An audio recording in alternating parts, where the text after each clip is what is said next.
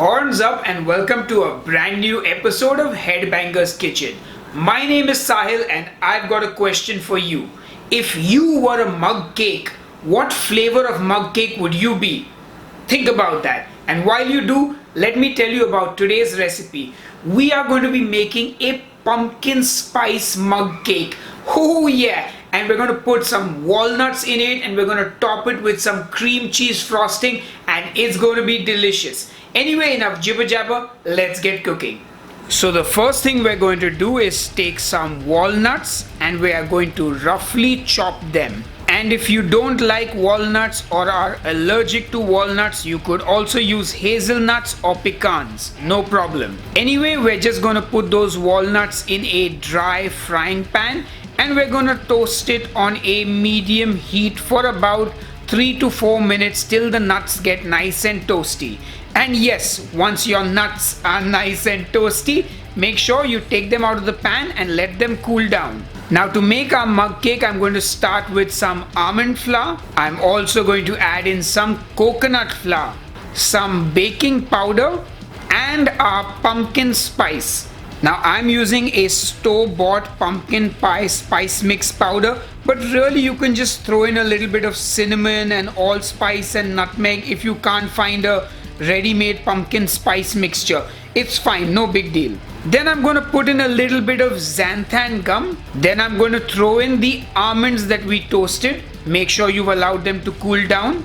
Next, I add in the wet ingredients, which is some melted butter, some maple flavored syrup for sweetness. Now if you can't find a keto friendly maple syrup where you live, you can just use a sweetener of your choice. Thankfully, I've got this Lakanto maple flavored syrup sent to me by my fans Robert and Nancy Boyer. So thank you guys so much for sending me this. And one whole egg. And then I'm going to give it all a good whisk.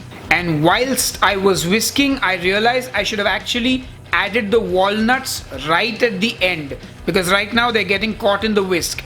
Anyway, I managed to whisk it all together. And then I got a ramekin because who makes mug cakes in mugs anymore? And I buttered that ramekin using just one finger, ladies and gentlemen. And then I put the batter into the ramekin. It was a nice thick batter. And then I put it in the microwave for about 90 seconds. And then you just let it cook. And after 90 seconds, well, it's pretty much ready. And it already looks so good. And of course, I just have no patience whatsoever. So I had to upturn the ramekin to see how it turned out. And well, looked pretty good to me. I mean, it looked like a mug cake made in a ramekin. Anyway, I was not done with this cake. It was time to frost it with some cream cheese frosting. Now to get the recipe for this cream cheese frosting, look on the right hand side of the screen. You will see an I button and there's a link to the cream cheese frosting recipe right there. Because I've made it before and I didn't want to show you how to make it again. Anyway, once you're done frosting the cake, I'm going to top it with some more walnuts. And then I'm going to put it in the fridge for a little bit, though you can eat it right now if you like. But I'm going to put it in the fridge to cool down. Anyway, after about 10 minutes in the fridge, that mug cake looked yummy and ready to eat. Perfect if you ask me. Anyway, before we taste, I've got to show you what it's all about. And yep, yummy, yummy, yummy. I can't wait to get it into my tummy. Anyway, enough jibber jabber, let's taste. Alright folks, it's time to taste our delicious pumpkin spiced mug cake with a cream cheese frosting that I already know is to die for. That's because I've made it before. Anyway, let's taste.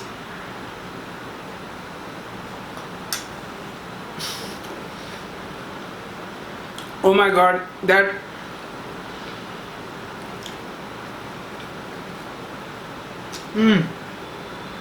Okay, first and foremost, I have never been a fan of nuts in general. But that little walnut crunch in the cake is amazing. And of course the combination of the pumpkin spice with the cream cheese frosting, it's really good. Like, I'm absolutely loving this. I'm just going to taste a little bit of just the cake. Oh my god. It is really good.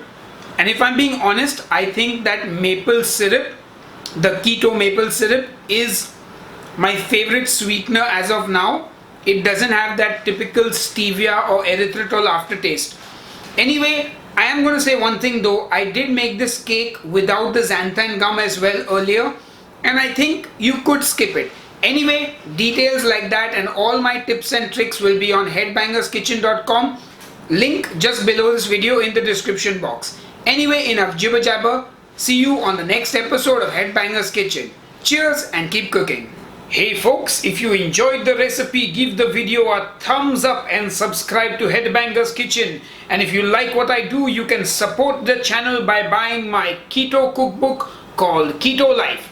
This has my 100 best recipes. I am also a musician. You can click here and listen to one of my songs, or you can watch another recipe video right here. Thank you.